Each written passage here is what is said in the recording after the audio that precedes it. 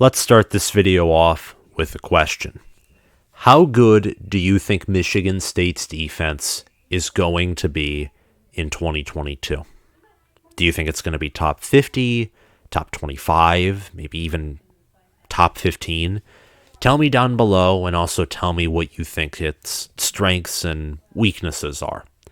Michigan State's defense was not known to be a great unit this past season. In fact, many people would label it as one of the worst overall defenses in the country, and certainly having the worst secondary in the country. And statistically, many of these things are true. But in actuality, this wasn't always the case.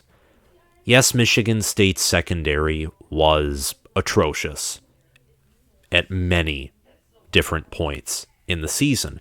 The Ohio State game, the Purdue game, and even though their secondary did pick off Michigan in the famous comeback game, that secondary allowed Cade McNamara to pass for 400 yards, him and McCarthy combined, which I don't know if Michigan's ever done that against Michigan State. And there are many other games as well. But Michigan State has never had the nation's worst players at secondary. They have 4 stars and 3 stars there. So they're not the least talented at that position. And their defense overall was not even that bad.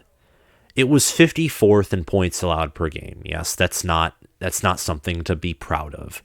But a lot of that was because of their blowout loss to OSU, their losses to Purdue, and that doesn't always compensate for the fact that Michigan State won a lot of close games. Whereas Nebraska, for example, went 3-9, they lost a lot of close games. Michigan State won a plethora of close games. The Michigan game being an example, same with Indiana, same with Penn State.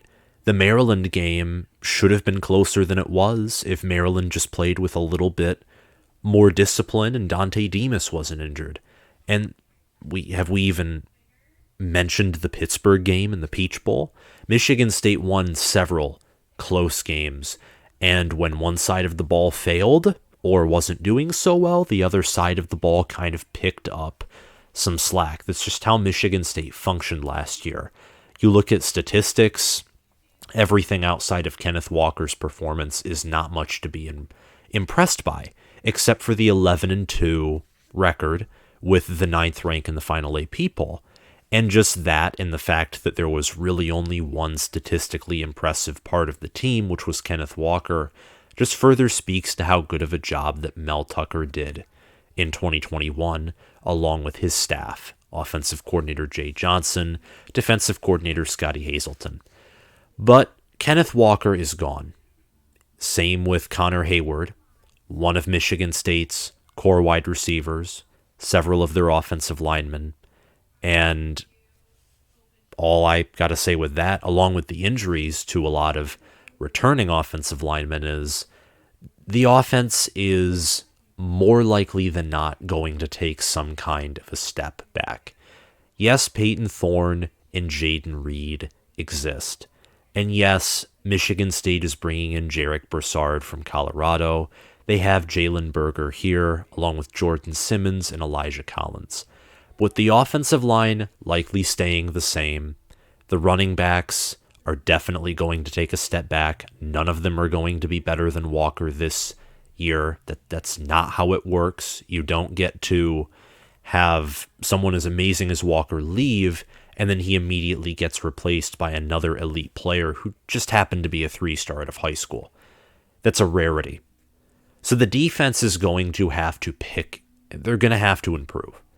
And I think that they can. And that's what this video is all about, is can their defense improve, and can it be a good enough unit, a sneaky good enough unit to where they can do what Michigan State and Michigan State's offense and Kenneth Walker did last year, where they were in games that no one thought they should be in because of a specific unit or specific player.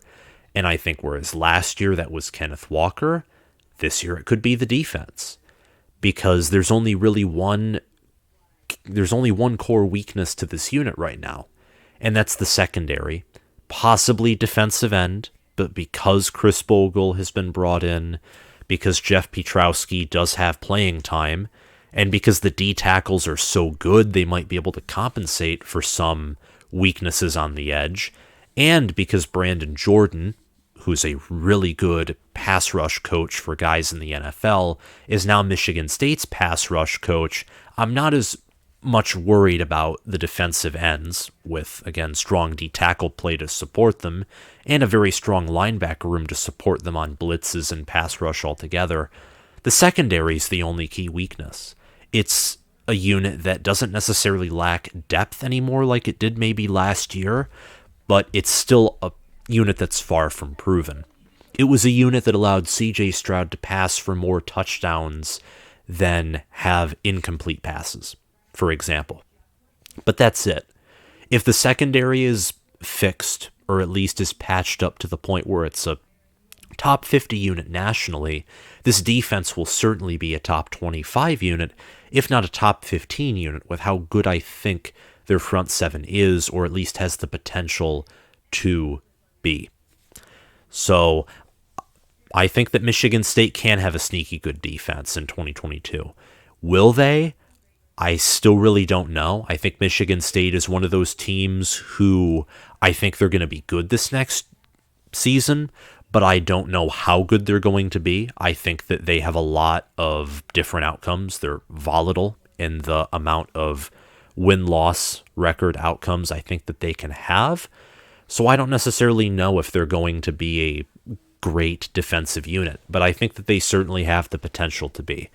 You look at their starting lineup, and this is from ourlads.com per usual. You have Chris Bogle and Jeff Pietrowski on the edge positions. Chris Bogle is coming in from Florida.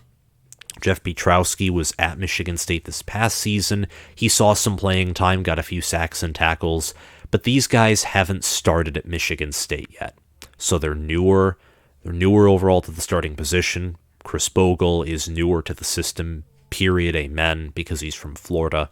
So defensive end is something to watch. You have Brandon Wright backing up Chris Bogle, and you do have some depth there. But at defensive tackle is where the story mainly is. And we'll get to this later when I talk more about stats in the next portion of this video. But this is a very deep defensive tackle room. Possibly the most, or one of the most, I'm not going to say the most because Clemson and Alabama and other schools exist. It's one of the most elite defensive tackle rooms in the country. That's how good this D-tackle room is. Jacob Slade, Simeon Barrow, those are all Big Ten caliber defensive tackles. Maybe one of them could be an All-American caliber defensive tackle. That's how good Michigan State's defensive tackles are going to be in 2022. So the D-line alone, and Jalen Hunt and Maverick Hansen back up defensive tackles, the D-line I would say is basically set. Same thing with the linebacker core. The linebackers starters, or projected starters, are Cal Haladay and Jacoby Windman. Michigan State running that 4-2-5 defense. But I heard at the spring game that Scotty Hazelton might decide to use a third linebacker in place of a secondary player or even a defensive lineman. But I would guess more likely than not a secondary player, because Michigan State's linebacker core is much deeper, more talented, and just overall have better players than Michigan State's secondary does.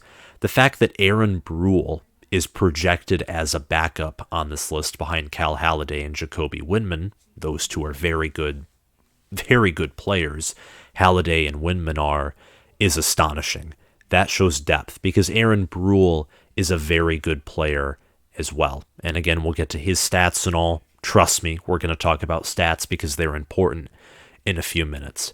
But Michigan State's linebacker core is set too. Aaron Brule, just a little side note here, went step for step with a wide receiver in Michigan State spring practice. Now that wide receiver, I believe, was freshman Jeremy Bernard, an early enrollee. It's still impressive nonetheless. And at the secondary, for your cornerbacks, you have Ronald Williams, Amir Speed, and Chester Kimbrough as your projected starting cornerbacks, Angelo Gross and Xavier Henderson as your projected starting safeties. That unit obviously weaker than the rest of the team, but now they have some depth. Michigan State recruited plenty of freshmen for their secondary and also brought in transfer Amir Speed from Georgia, who I think with Henderson, it'll be between those two will be the best secondary players on Michigan State's roster. So this unit has talent, especially at front seven. I think it will be one of the best front sevens in the Big Ten. It'll be one of the better front sevens in the nation. Secondary is the biggest question mark.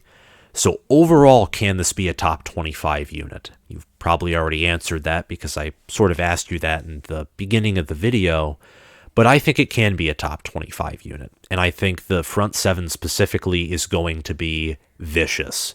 They're going to stop you from running up the middle. They're going to force teams to test the perimeter because you do not want to run up the middle into their defensive tackles. My Michigan Wolverines, who I think will have the best offensive line, one that's better than this past season, I don't want them running up the middle all game against Michigan State because you're running into the teeth of an elite defensive tackle room. I would much rather have my team constantly test the perimeter against a more unknown set of defensive ends and a linebacker core that is great, but isn't as good as Simeon Barrow and Jacob Slade. Michigan State returns most of their defensive production, and what they don't return, they pretty effectively replace through the transfer portal. I think Panasiuk was great, pretty overrated player, so I don't know if Chris Bogle or Jeff Pietrowski will be as good as he was.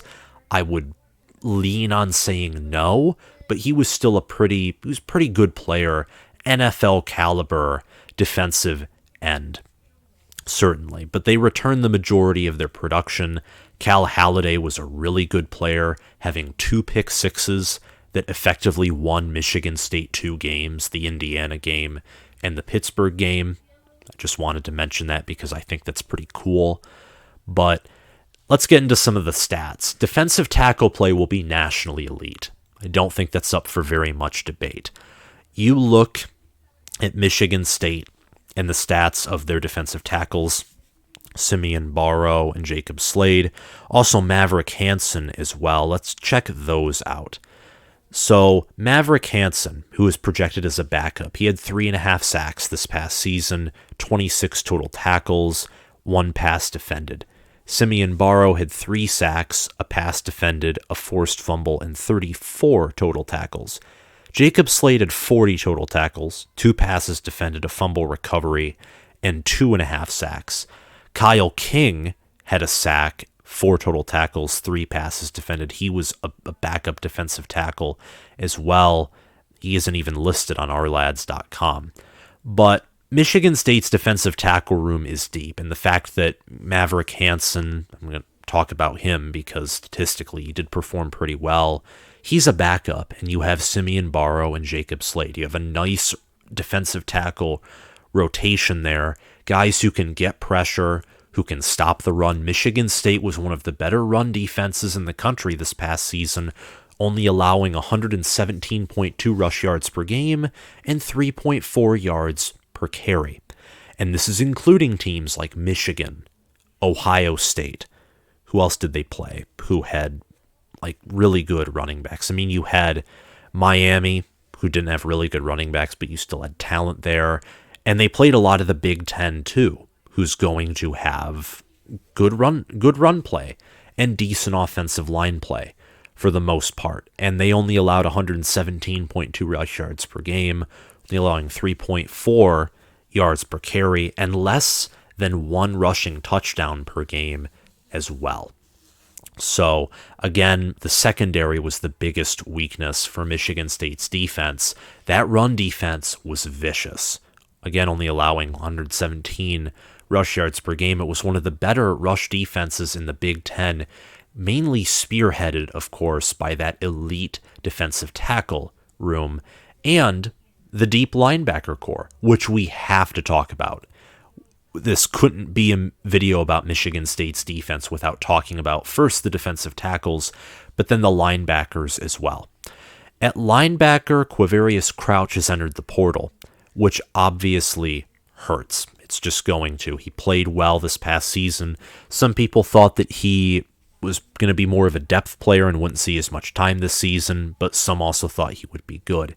He leaves. The room is still very much deep. You have Cal Haladay, who had 89 total tackles this past season, a half a sack, 2 passes defended, 2 pick sixes, a forced fumble, and a fumble recovery. You have Ben Van Sumeren, who's going to be more of a depth player, but he still had 12 total tackles. And you're bringing in Aaron Brule and Jacoby Windman. Aaron Brule had a total of 53 total tackles last year at Mississippi State. He had 3 sacks, one against Arkansas, one against Alabama, one against Louisiana Tech. And I like to mention that for these transfers because A, they played at different schools, so we all haven't seen them as much as we've seen Big Ten players play. And 2, it's important to see where the bulk of their stats come from. For example, if all 3 of his sacks were against Memphis and Louisiana Tech and Tennessee State, that wouldn't be as impressive as getting a sack against Alabama, getting a sack against Arkansas. And maybe some of those were in garbage time, but you get my point. You want to see where they shined statistically, whether they were against great teams like Arkansas and Alabama were, or against poor teams like Louisiana Tech. And 2 out of his 3 sacks came against pretty formidable opponents. Aaron Brule didn't have any forced fumbles or fumble recoveries, and he didn't have any passes defended or interceptions.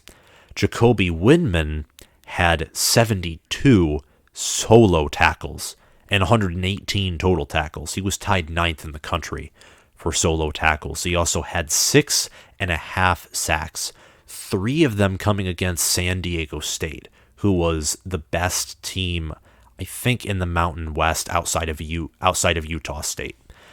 And against Utah State, he had 16 total tackles. He had 12 against San Diego State. He also had 1 forced fumble and a pass defended. Again, 6.5 sacks.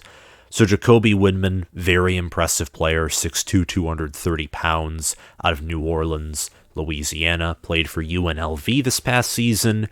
And if you look up UNLV's football program, there's obviously a reason he transferred to play at Michigan State, because UNLV is not known to be anything special in the football world. And if you can start at Michigan State, but you're at UNLV, you should transfer to Michigan State. And that's exactly what he did. So adding Aaron Brule, Jacoby Windman with Cal Haladay, and Ben Van Sumeren, those 4 names just certainly make a very deep and talented, high-ceiling linebacker core for sure.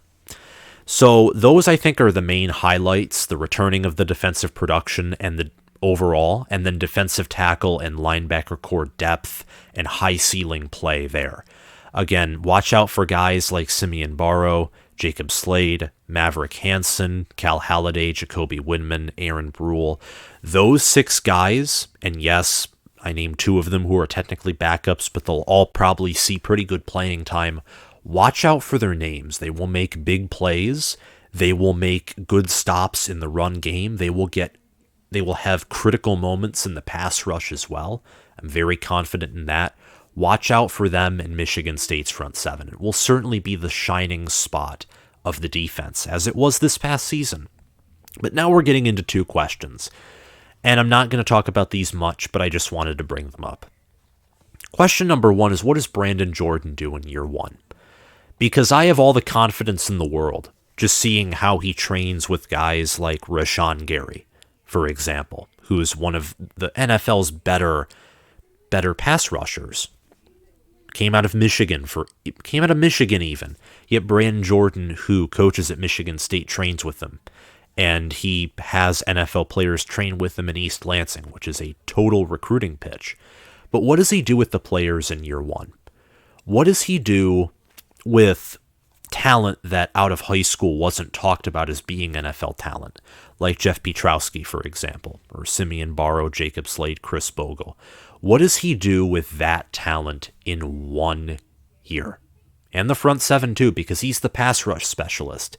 He isn't just assigned to the defensive line or the linebacker core. He probably even works with the secondary at times because he's a pass rush specialist. He helps with pass rush, so that's going to at times include the entirety of the defense. What does he do in year one? How effective does the pass rush become? Does it improve from last year, where Michigan State, mind you, they parted ways with their D-line coach? They had 43 sacks last year, and I get that when they faced against Michigan and Ohio State, they couldn't get pressure when it mattered at all. And that's why they hired this guy, because they didn't care that statistically their pass rush looked good. They wanted it to actually mean something in bigger games where their pass rush really didn't mean much of anything. A lot of those sacks were against lower end opponents, but still it was by stats one of the better pass rushes in the nation. So does it improve statistically? And when it matters most, does it take a step back in both of those categories? We'll see for sure. The games always play themselves out anyway.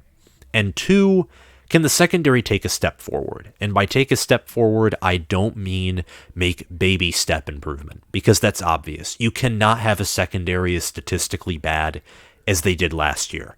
But can they actually improve, like to where it matters? Not baby steps, to where instead of allowing 324.8 average passing yards per game, you only allow 290.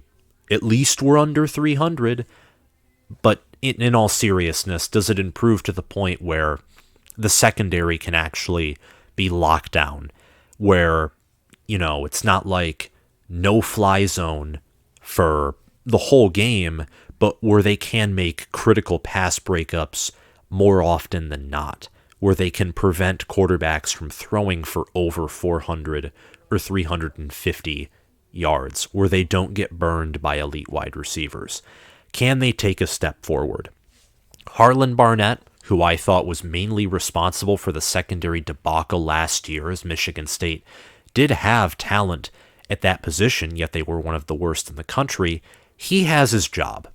And I thought he should have been fired at the end of the year instead of the D-line coach, but I'm not Mel Tucker. I'm not involved in Michigan State athletics. I'm going to assume they know something that I don't. So is the secondary going to take a step forward this coming season? Is Brandon Jordan going to do anything of great significance in year one? Both are possible. It's possible for yes or no answers here. I don't think either is incorrect. That's all I'm going to say for this video. I think that Michigan State certainly has the potential to have a great defense, a clutch defense this coming season. I think that obviously without Walker, with more so instead of Walker, just the banged up offensive line situation I think is going to hurt and such. Those two combined aren't good. So with the offense probably taking a step back, at least in my opinion, the defense is going to have to take a step forward if Michigan State wants to stay at the same level of play, get double-digit wins, etc. And it's certainly possible. So if you like this video, or if you want to share any of your comments, make sure to like this video and comment your thoughts on my analysis and on this video down below. And comment your thoughts on Michigan State's defense too. Do you think it improves? Do you think, like how Walker won Michigan State some games last year, do you think the defense, even the secondary, do you think that they're going to win Michigan State some games that maybe some jealous people or some, you know who I'm talking about, say that they shouldn't have won? Detractors, for example. Tell me down below in the comment section, and also make sure to hit the notification bell and subscribe to this channel. Thank you all for watching, and I'll see you guys around. Bye.